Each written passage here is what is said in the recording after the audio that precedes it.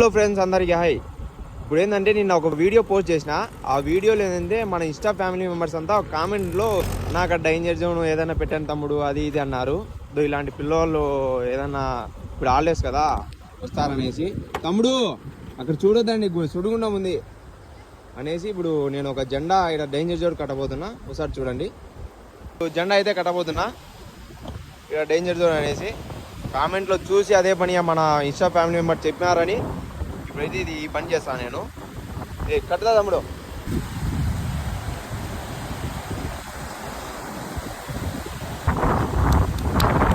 కట్టినాను.